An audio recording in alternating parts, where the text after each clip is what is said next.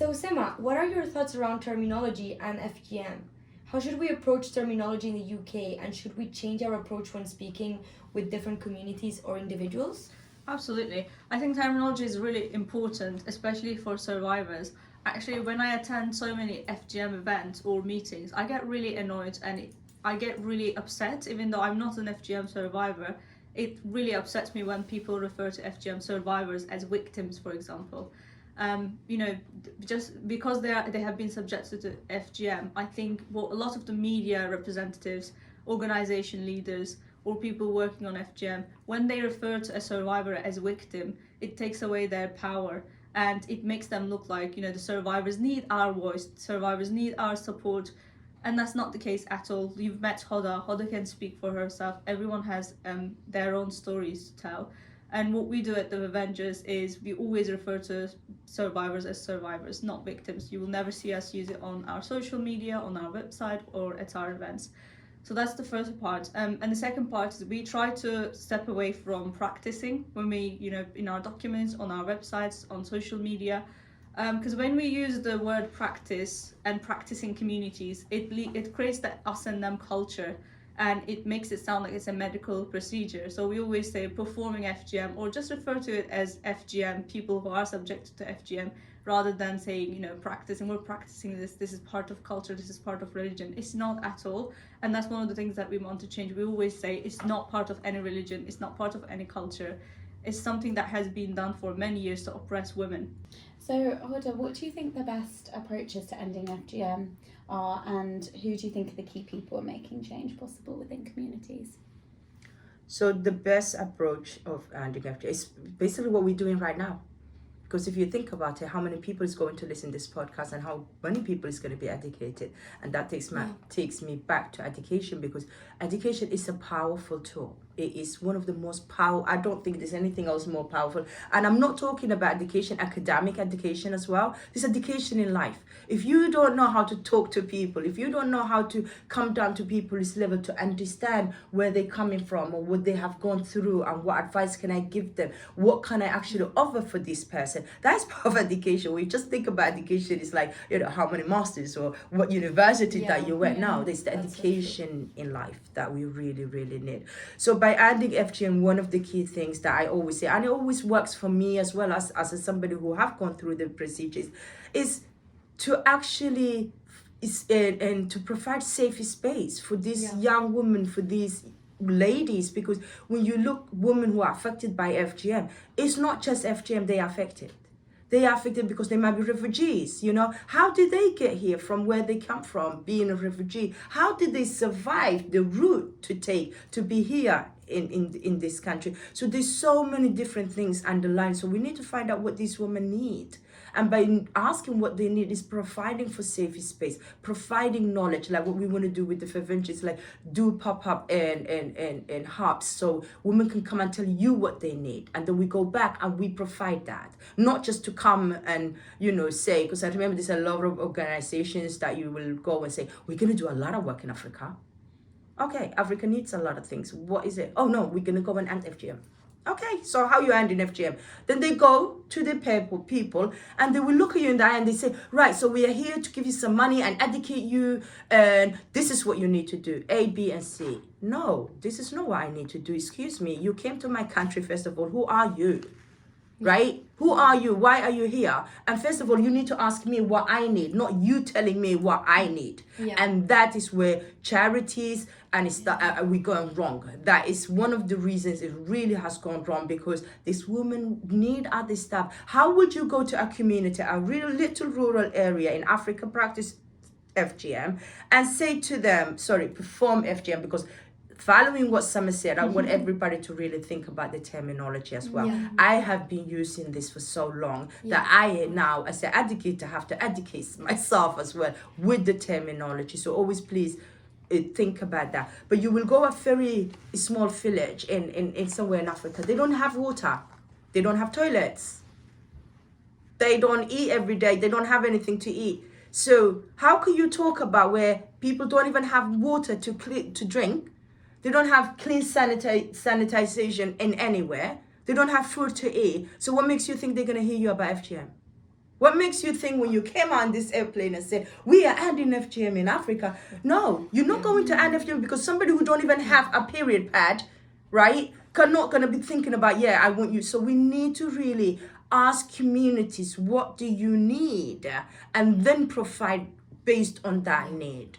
If they don't have a water, I will say, let me find out the water first. Then before we can talk about health and we can talk about education. So that is really important. Now, within the community, they have a lot of saying as well. So they have to realize this is part of their, and what's the word I'm looking for? Part of their responsibility as well. So within the community, that with the adults have to as well sit down and talk to each other, to say to each other, what are we providing for our young people? How are we empowering? With this work, it comes down to us. A lot of people are running from war. A lot of people are going through psychological effects. We here need to provide a safe space where we can ask women and girls what they need, find out their problems, and we can refer them to the right places. That is one of the main things that we can do within the community to really end FGM. And safe space, as you ladies know, is a very, very big deal. We need to make sure, and one of those as well is the country. Like, we are living in one of the richest country. What are our government doing? You know, we are all sitting here and each of one of us are not getting paid what we do. You know, we all came from this morning, we woke up, we said we need to do this because the world needs it. We need to do this because women and girls who are somewhere who are not, that need to listen to what we are discussing today. But what is actually our government doing? We're talking about fighting against women and girls. They, when they first find out the project that I do in schools, it was like, well done, this is amazing, Golda. We're gonna find them. It's nearly 6 years. The project is coming to an end next year in July. After July next year, this project is done. So who is going to educate these schools? Who is going to do the same job I've been doing with the parents, with the teachers, with the children? The lessons have been set up. We have our own lessons. They don't have to do anything, but we need them to come and support these schools. Provide the funding, because life is not free, eh? Yeah. Right? Exactly. I have worked over 15 years for free. I refuse to work for free anymore. I have bills to pay, honey. Yeah, I have family to feed as well. So as a survivor now, I taken my time and I'm taking my steps to say, listen, just like Sema said earlier, it's not my responsibility to educate you. It's not my responsibility to be invited to House of Parliament or House of Commons to talk about my experience in order for the law to be changed. Yes, we did it, and we did it for free. Yeah. When I've been asked to come and attend those big conferences, none of them paid for my train, let alone to pay for my water. So we did this work, and we did it because we understand that what is needed, but we cannot earn this by ourselves, and we cannot earn this without the funding and the support we need from the government. So let's say this. The government, you need to get your ass up and do the work need to be done. We are doing the work for you, but right now it is about talking to you and you taking those steps to do it. Otherwise, I have a big mouth, which is I will name people. And Sema, so do you believe that prosecution is the main way to resolve FGM and gender-based violence? No, not at all, because prosecution, if you're talking about prosecuting every single parent that subjected their children to FGM, you're talking about an estimated number and very unreliable number of 200 million people. You would have to lock up everyone across the world. Of course, I am a firm, supporter of the mandatory reporting duty, and within our workshops, if we come across anything, we will report it so that we can protect girls. However, if you were to just prosecute people, that's not the end of the solution. It's not realistic. It's not something that's sustainable.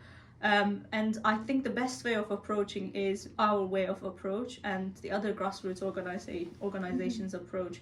What we do is we offer a package solution. We do not name and shame.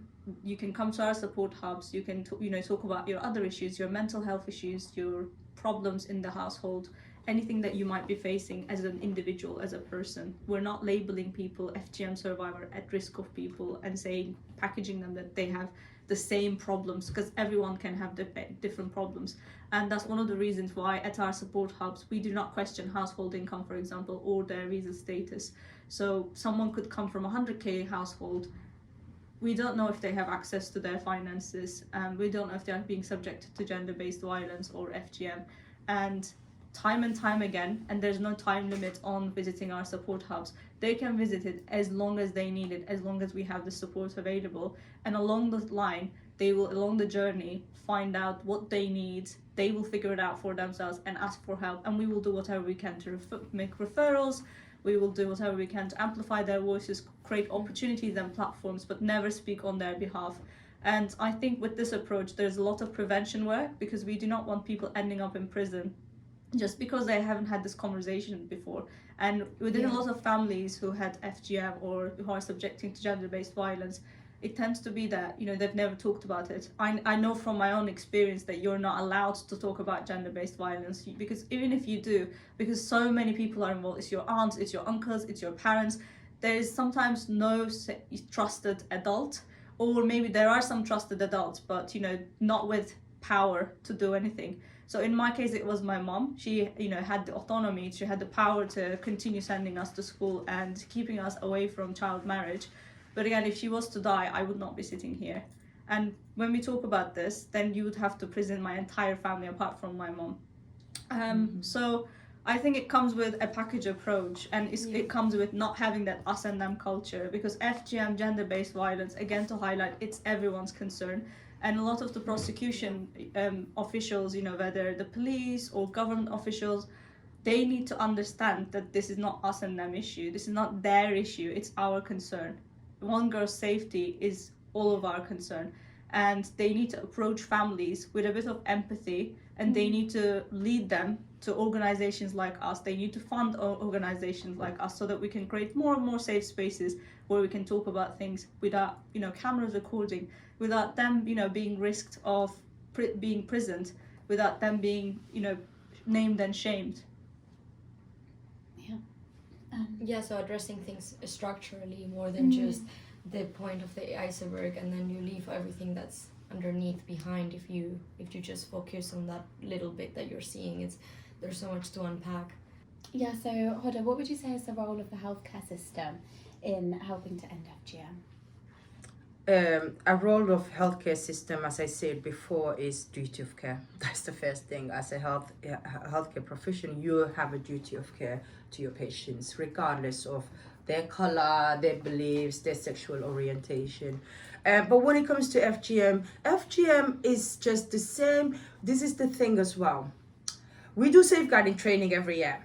If you're a teacher, if you're a anybody who works in the public, you have to make sure you do your mandatory safeguarding once a year. Then you have your DPS check, right? So you have your police check, because you have to make sure you are actually safe, human who's safe, who can work with children and vulnerable adults. So that is one of the things that we do. But where's the FGM education? So this is where it becomes different, and we are only focusing on FGM, because when you are if you are, and those of you listening today, please check when you do your mandatory training once a year, what is in it. So the main thing is that if you don't have that training that you do, then it's not there. So what you need to do as a healthcare profession is to put things in place. Is to make sure your mandatory training have at least an hour and a half of FGM training within your safeguarding training, because you cannot cover FGM within your staff, within your department, in half an hour. Just that's not possible. That's not real, and that's not realistic. And the other thing we can do is by actually doing that, and by empowering yourself, by getting the education, then you can talk to your patients how you would like to be talked to them, without being scared and say, oh, I can't really ask that because FGM is sensitive, it's someone else's culture, and that still happens sadly. So what we need is the healthcare professional to empower yourself, do your research, do your homework, do your training, make sure that if you're taking someone's history, like you say you're the gynecologist or sexual health or, you know, urologist or anything, you'll be asking, even sexual health clinic, you're asking these questions. So make sure you ask these questions with the same way you will ask, you know, how long have you had this pain? Show me where the pain is, right? You're asking this, so it's very important. You put that within your questionnaire, so it becomes easier, better, and especially if you have new staff, because as you know, NHS, you will get junior doctors every 3 months. Yeah. So now that junior doctor will come into the sexual health clinic, they see this patient, they have no idea what to do. So this is why that it's not their fault, they don't know. But if that department had everything in place, that junior doctor will feel so much better by asking those questions. Secondly, when you go into a doctor's room, they always have language line, right? So they have phone numbers. So if you can't speak the language, they can dial this number. Boom, you've got language line. They should be having all of the things they need, information they need for an FGM. So if the survivor comes, they say, I need referral. You will have all your clinical, because we have 11 clinics in London alone. How many doctors know that? They don't. So you should be having those information around you in your office room. You should be having numbers where you can call somebody. So like Dahlia Project, what did they do? They help women psychologically. That was the only clinic in whole of Europe helps women psychologically and gives them free counseling, right? And paid for their children as well to have and what was the word I was looking at, if they need a childcare, they pay for that. But that's the only clinic whole of Europe. Wow. And that London is only in East London, so if women from Northwest London have to still travel to go there. So these small things we need to make sure it is still available within our healthcare system. It doesn't have to be in a special place you call, but it still have those places as well if you need it for a longer term, because the FGM clinic can do the defibrillation. They can provide appointments without needing them to wait for a long time. They can provide a language in translating. So there's a lot. Those are the things. Sometimes it looks a lot, but it's not really. If we implement these changes within our department, we can really help and support a lot more women and girls, empower and educate ourselves, and then we can provide that within our society and communities around us. Yeah, I think it's so important to have those kind of clear protocols for staff, like you say. So when you have new junior doctors, or if you're in like a healthcare setting, especially in things where you have high turnover of staff, even within care and things like that, having those clear protocols so when they come in they know kind of what to do, because I think people do find it quite difficult to, it seems like still now doctors and some nurses and things like that are still finding it difficult to ask the question around it, even just domestic abuse in general, let alone asking about FGM. And so I guess that kind of moves on to the next question. So when and how would you say healthcare professionals should or shouldn't be asking the question around FGM, and what would you say the best approach is? If you think you should ask the question, you should ask the question. Like, it should really be, it shouldn't be something we think about. If you are here and I came to you as a doctor and I'm asking you, I need help. I need help, I need support. You ask me my history. So you straight away, you're going to know Hoda is, she need a gynecologist. She's a survivor of FGM, So we should really shouldn't be asking ourselves questions like that. Just go ahead and provide the help and support the patient needs. It's not about you, it's the patient. But at the same time, if you are working in a department, you don't have things like that. It's your duty to go back to the department manager, to the safeguarding lead, and say, why don't we have these things in place? We need this. So that is for me, it's not actually something we should be questioning. It's something need to be done. Would you add anything to that, Sama? Yeah, I mean, anyone can lead change, and it's a very essential question, like, have you had your jabs? If we are questioning that because it's very vital to the care of the person as a healthcare professional, have you had FGM is just as essential as have you had your jabs question. And when you ask that, then you can provide a more bespoke and personalized healthcare, which might be different for each person they are seeing. So absolutely, they need to ask it, but without traumatizing people. So a lot of the healthcare professionals, so many of them actually said that they were only asking the question if they came across Somalian women, for example, and that is, racially targeting and abusing patients. And without knowing they're actually doing that, they think they have good intentions. But that's why with the One Question campaign, we want every single woman who visits an hospital to be asked this question, who goes to a GP when registering. So it's not traumatizing. You just fill in your form, answer, have you had your, jabs? Have you ever had serious conditions? Especially if you're arriving from abroad, it's very important that they include it in these questionnaires, because then you get it from, the first point of arrival, and you don't have to re-traumatize women asking this question over and over. How do you think we can increase awareness and appropriate signposting to support within health?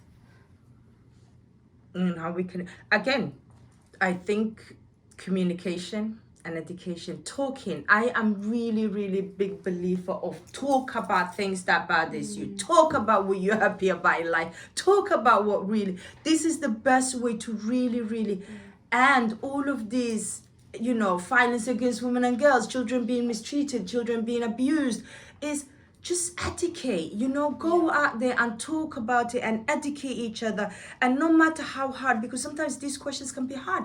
They are hard. Why? Because we don't talk about it.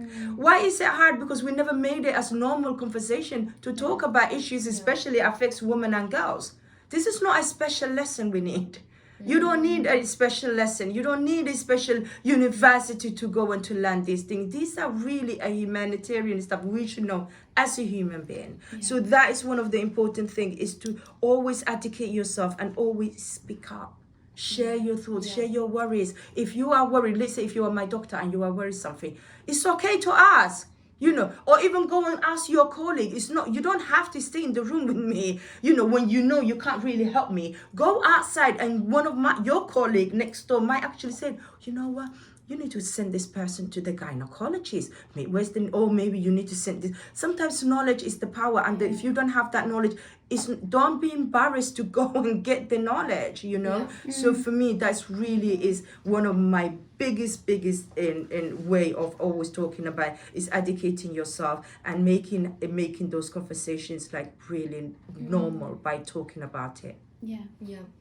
And Sama, so do you think inequalities within the UK impact on how FGM is approached? Absolutely. So majority of the women we support, again, not to label, that they can face issues such as refugees, asylum seeking, and I think our work around refugees and asylum seekers is that they are very isolated. When they are isolated, the public, members of the public in the UK, there is a certain, I think they are maybe worried if they get in touch with asylum seekers or refugees, they build close contact or friendship with them. So many of the people actually express their concerns around, well, is it illegal if I know someone has paperwork or not, and I'm talking to them, becoming friend, building that friendship. And I think the media has a huge responsibility around that, because we are being scared of asylum seekers, we are being scared of refugees. And Choose Love, one of our funders, is doing an incredible work on informing people very well. So if you want to be informed well, go on their Instagram, go on their social media pages, website, and really understand what refugees and asylum seekers are facing. And when we go to our, when we meet with community members who are refugees and asylum seekers, because they are being faced, they're facing so many inequalities. They don't have access to healthcare, they don't have access to public benefits. If they were to apply for their visa, then they go through the system, and it's a long time. Sometimes it can be years, and they are always facing homelessness. If they don't have anyone, they don't know anyone. Is that actually interesting? The last Hub data analysis pointed out that the 100% of the people who filled out our survey said they were either facing homelessness or they were at risk of homelessness. And that says a lot. And the rest said, they, again, over 90% of the attendees said they needed baby nappies, baby products, baby food.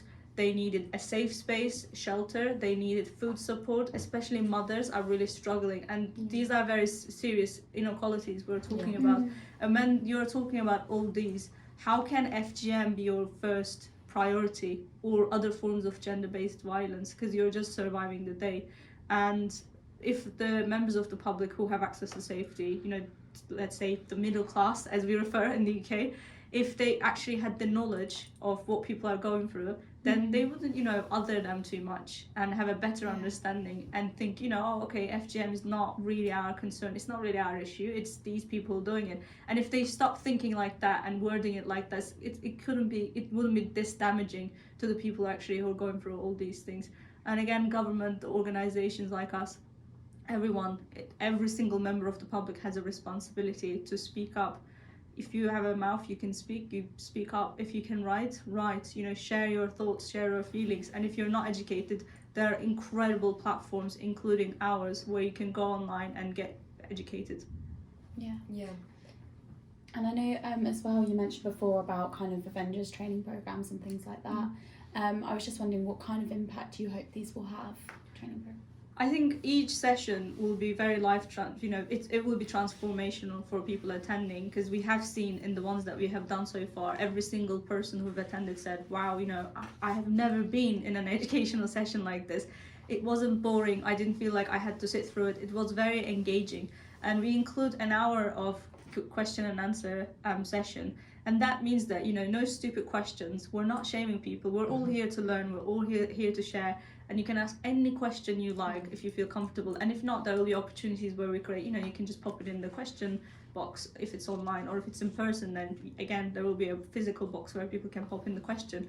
And when people are learning without being shamed, I think that will bring a lot of good understanding of what FGM and also gender-based violence is, because we are also including other forms of violence like forced marriage, child marriage, and these are the important issues that we need to talk about. And so many attendees who've been through our sessions said they've actually never had a conversation around gender-based violence. So maybe they will go back to their households, to their workplaces, and they will start these conversations, which is exactly what we need.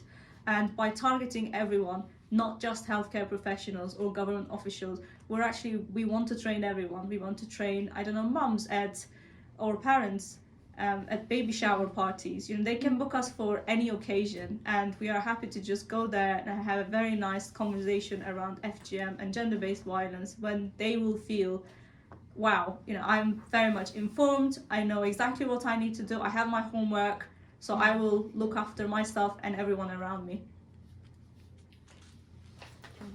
Thank you. And Hoda, how do you think young women and girls can have the agency to make change within their communities? I always say there's a lot of words I'll be using over and over again. And again, this is something I always say. Empowering young women, giving them a platform to use their voice, to actually share what their worry is, what are they happy on this world, what would they like to change. That is really, really important. We cannot speak up for our future generation. That is their voice. They need to use that voice for themselves. What we could do for the future generation is to provide a space where they can learn, where they can talk, and where they can learn to especially use their voice.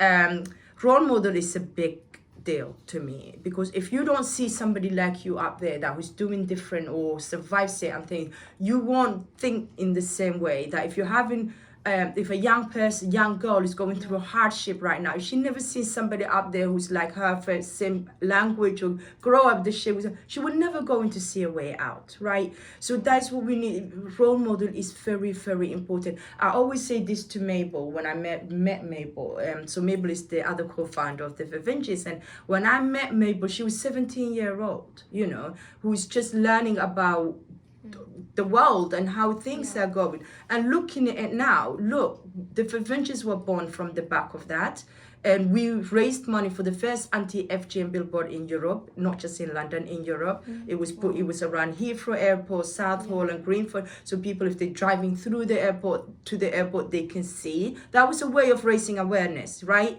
So in that way. So when I met Mabel and we're doing this, sometimes I look at her now and I'm like, I wish I had me when I was that age, the 10-year-old Hoda growing up, the 11-year-old Hoda who's in hospital, who just become a refugee in this country that she's in, So it is very important we do that. That is the way to go about it. That is the best way to go about it. Education, of course, connect to that as well, because as you know, there's a saying I will always say, but I might be saying the other way around, is from Malala, that amazing young lady, and Malala Yousafzai from Pakistan, who was was shot by Taliban because she was going to school, because her mom and dad said, we are making sure our daughters learn how to read and write. But there's a saying when high speech, and when she did the UN, I think it's one pen. No, it says one pen, one book, one child, one teacher can change the world. I might be saying it differently, but it's all of those four words. So one pen, one book, one child, one teacher.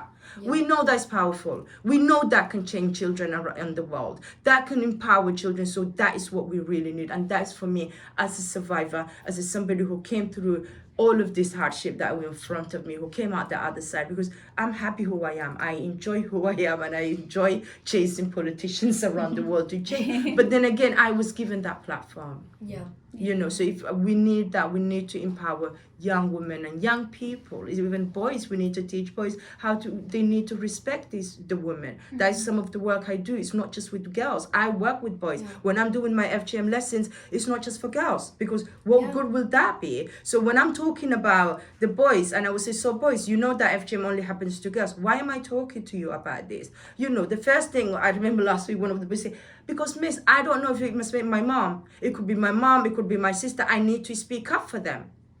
There's another boy who said, we need to know that, miss, because remember article number 2? And the rights of a child say it doesn't matter if you are a boy or a girl.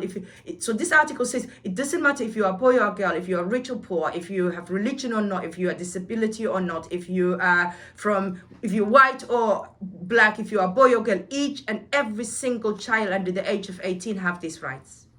So when I'm asking the boys, why am I educating you about FGM? That's the article they go back to, because they say, miss, it doesn't matter if it's boy or a girl, every child should be educated. And miss, do you remember the pants rule? Peace say privates are private. Nobody's supposed to be looking or touching girls' private part. So Yeah. by educating children, they already know. It's just guiding them to the right place. So think about as well, when we talk about violence against women and girls, we're not just talking to the women and girls. We need to talk about, as a community, we need to talk about the boys. We need to educate boys how to respect girls.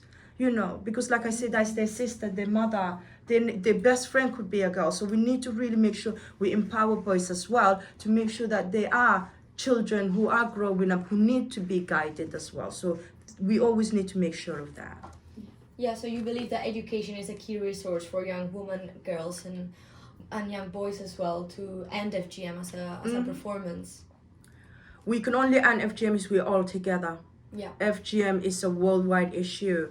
FGM just doesn't happen to Africa. FGM happens in America. It happens in Mexico. It happens in Colombia. It happened in Peru.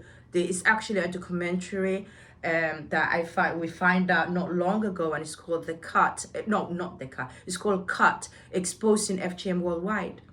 And you actually see this man traveling around the world. And when you see these small little villages in Peru, in Colombia, and you're like, why am I in 2022 and I have never seen that? Because we never seen, nobody think that it happens over there. So that means that we're not providing help or support to these communities that we don't think it happens to. Yeah. Malaysia, the Bohoro community from India, in Russia. So FGM is not an African issue, it's a worldwide issue, and we need to really treat it as such, that is a child abuse, and treat it that we can stop and change it and empower our future generations. Each and one of us have a voice. Sure. Sema, do you think economic independence and FGM and gender-based violence as well are related? And following on from that as well, how can young women's economic independence be ensured? Sure. When we talk about economic independence, I think it's always important to remember that there are so many women educated, working, however, they don't really have access to their own money or their household's money. So many women refer to themselves, or men refer to them as homemakers, and they think, that's their job and they shouldn't get paid for their time and their labor. So I think when girls get educated, obviously it opens a gate, it opens this doors to them, and then later on, if they can work and they can have their own money, but also access to their own money, then they can have choices. Unfortunately, money makes the world go round, and when you have money, you have a bit more choices. And when you have choices, then you can make more, well-informed decisions. But it goes like half-half, I would say, because I have seen many situations, including one of my sisters, where she's, well-educated but hasn't really got access to her own money, or doesn't even own a bank account. So when you think about that, half the part is having access to your own money, having financial and economic independence, but the halfway is also to ensure that we're creating empowering spaces for women and girls to have their well-being, to make healthy decisions, informed decisions, and not to think, oh, maybe the rest of the world is suffering. So many women are suffering. Like Hoda said, when you're going through something, you think it's what's supposed to happen to women, right? And I think by thinking that as women, we're actually damaging, you know, the cause. And if we think, whatever we think, you know, whatever we believe we deserve is what we should get, and just go after it no matter what, and then we can ensure, you know, quite a lot of healthy decisions for ourselves and other people as well. For young people, I would say, to give an example, I was forced to work as a child from very young ages, and I never had access to my own money, never had a children's bank account, never mind that I had never held the money I worked for. Yeah. So I think to create bank accounts, banking for children, you know, there are so many companies now, but they should be globally available, not just in a few, you know, wealthy countries. The children should absolutely have access to money. There should be budgets created by parents, you know, allocated to children, whatever it is. And like Hoda said, when we talk about poverty in some places, we're talking about children not even having access to food, having access to clothing of their own. I don't believe I ever wore the clothing that was actually bought for me until I was like probably 17, 18. And we are talking about, you know, having access to a safe roof, you know, having access to a safe household, water, cleaning items. And I think if as organizations, governments, the leaders, you know, all these companies having so much money, and if they don't know what to do with it, if you're a tech company, for example, what you can do is you can create online educational programs where you teach people, you know, kids language skills, where you teach kids how to code, for example, and they do their part. And if each company in each area did their part, if you're a cleaning company, then look out where people don't have access to clean water. Look out where people don't have access to, you know, hygiene items. If you're a medical company, then really look out where people don't have access to medicine, and they really die from very simple issues that could have been resolved with a few days of taking some medication.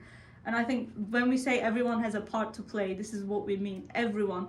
Don't for a second think, okay, I don't know what I could do in this, you know, fight of ending FGM and gender-based violence. Whoever you are, there is a rule for you. Yeah. And Hoda, in situations where FGM and economic independence aren't related, what do you think are the key factors influencing it? The key factors, again, is, I will never say it enough by talking. You know, that is something that really is the most powerful tool we have. You know, to use and to be really loud and stuff. But I'll give you an example as well of how it's so important. And again, it connects, you know, the community coming out and supporting each other, women supporting other women's, because like I said, is, you know, these women who are doing the cutting, that's how they feed their families. You know, so by coming and saying, what can we do? You know, we need to end this. We know this is your job, and not to criminalize them, because to them, they don't know any better, right? This woman has got this job inherited from their mothers, from their great-grandmothers. Within those communities, they don't think they're doing anything wrong. Yeah. But by that, you know, providing something else so they can feed their family, that's one of the things. But I'll give you a couple of years ago, I think it was 2019, there's an organization called Orchid Project. So it's actually an organization, it's an FGM charity, works on a lot of work in Africa, but they support a lot of survivors like us who actually work in this field. And they sent me to go to Senegal to do this place called Tostan training. So a lot of us from international, different backgrounds, some people from Somalia, some people from America, France. So I was the only one from the UK. And we went to and this place is like really learning of, you know, the rest of the world. How do we actually empower each other? How do we actually advocate for each other? So in this training, it was learning that, and it was really amazing. It was everything to do with human rights training as well. So understanding the depth of what actually human rights is. But the people that was coming to us, teaching us and doing the talk as well, were the people from the community, the people from the actual community, right? So now I visited a village, and this village, they did arranged marriage, a young child marriage, right? Yeah. They did FGM and everything. It's been 15 years since they caught a child in there. They stopped it. They totally stopped. It wasn't from the outside world. It wasn't from, because we came from the UK and, you know, one of the richest country, and we came to no, they did it by themselves. So women started asking, what do we need? Because what we're doing to ourselves is hurting us. Yeah. What we're doing to ourselves is not doing us any favor. Our children are dying. What do we do? So now these women, Tostan Training provided a training for them. So these women can't read, they can't write. But they become the teachers in their in that community. So they will go around to the different village and talk about the harm that FGM does and what they experience themselves. They go and speak to the mosque leader, which his sister actually died of FGM. But nobody wanted to talk about. So sometimes by provoking, by starting the conversation is what leads to us empowering our children and actually having a world that is free from FGM. And that community now, they haven't cut girls from over 20 years now, right? Nearly 20 years. The women who were advocating against FGM end up going to India and actually becoming as solar engineers. So that community have electricity, they have schools. The girls go and they come back and they don't know what cutting is. They never experienced that because these women who couldn't read and write say there's something we can do.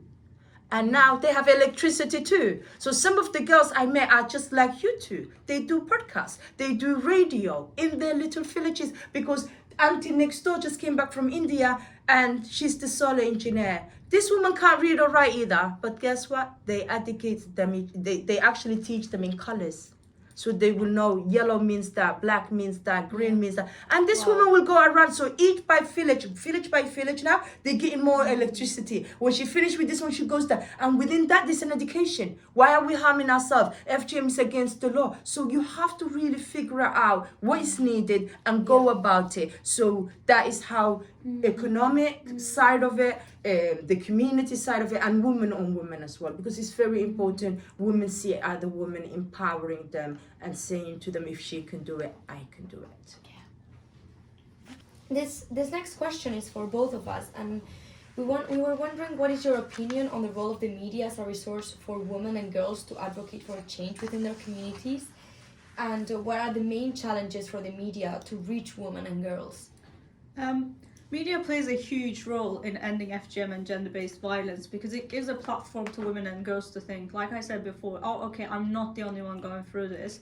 But also it makes you think maybe this is not what's supposed to happen to girls and women just because of our gender. And I think media needs to stop, for example, door knocking type interviews where they go to a neighborhood they feel like there will be FGM or gender-based violence and then really traumatize people. I think they need to find better and effective ways of interviewing candidates, for example. And for that, the most powerful way is collaborating with organizations like us. We have so many people who want to talk about their experiences, and we will only put forward the people who are ready to talk, who have, that empowerment, and they feel like they want to share their stories, so not to secondhand traumatize people. And when talking about survivors, again, media should always refer to people as survivors because they are surviving another day of this abuse. They're not victims. When we victimize people, we're marginalizing them. And I think the most effective way is actually creating films. When you create films, real stories of real people, then people can resonate with that and people can think, okay, there are people like me. And representation also matters.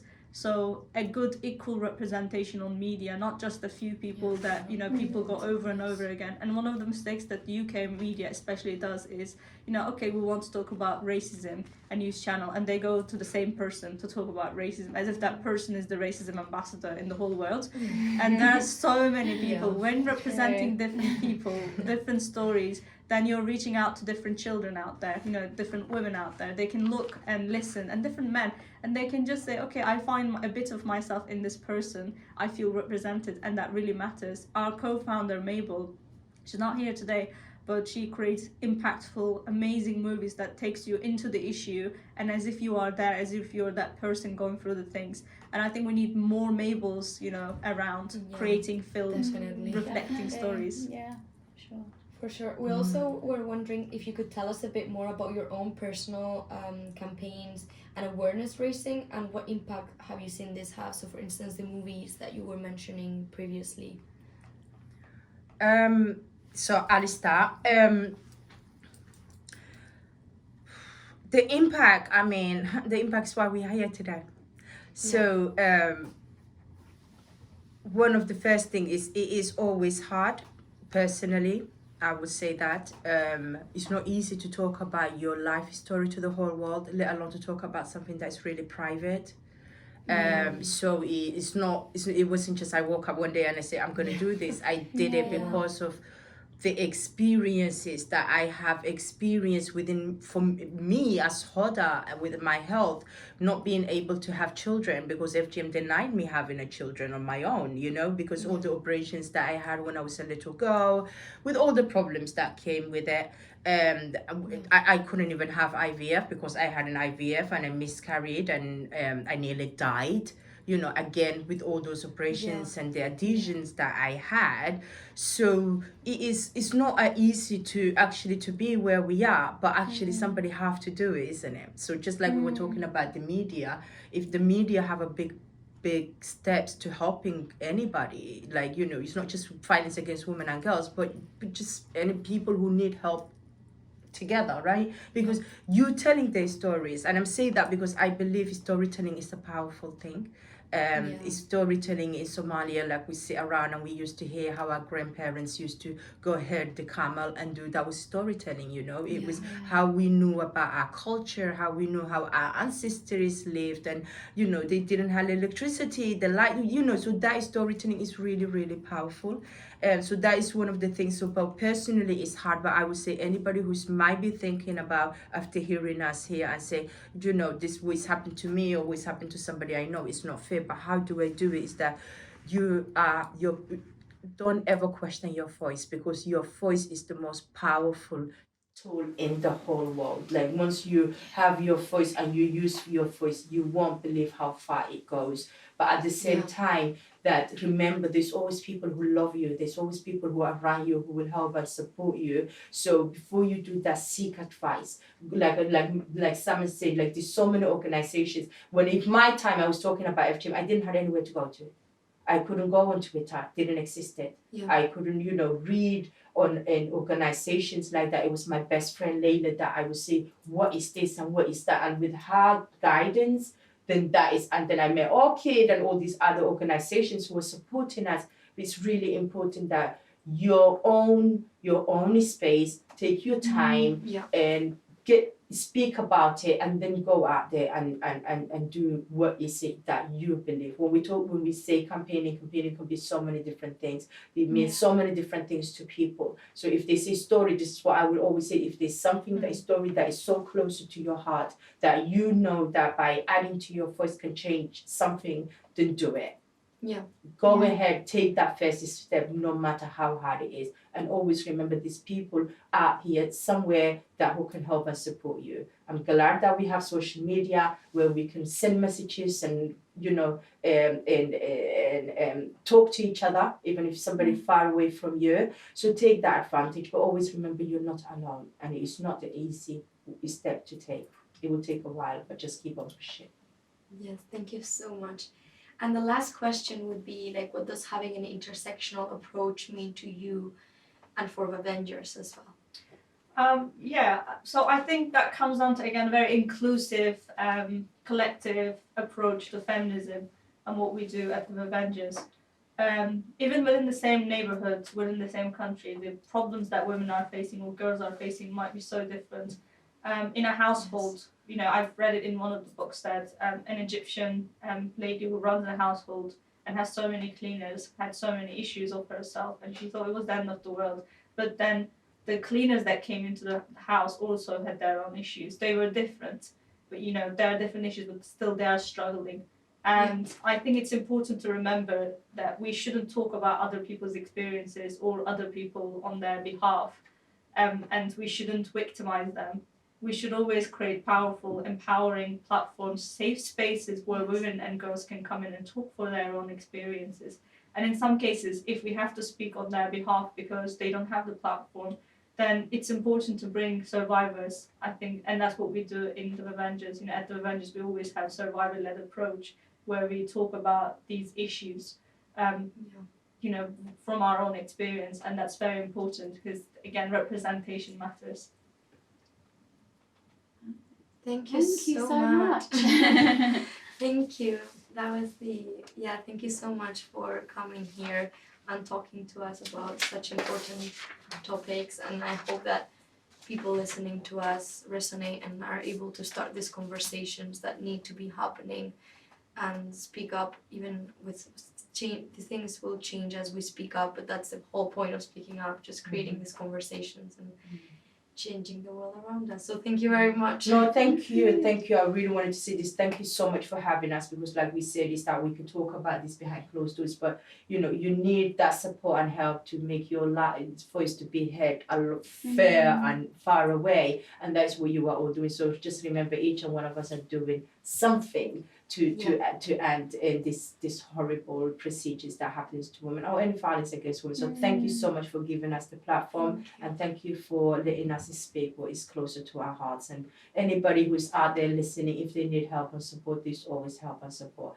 And we are good at that, getting back to messages as well. So anything you want to talk about, there's nothing you cannot ask us. So if you need help, support, if you want to ask us anything, don't shy away to ask us. So thank you, both of you, for giving us this platform today.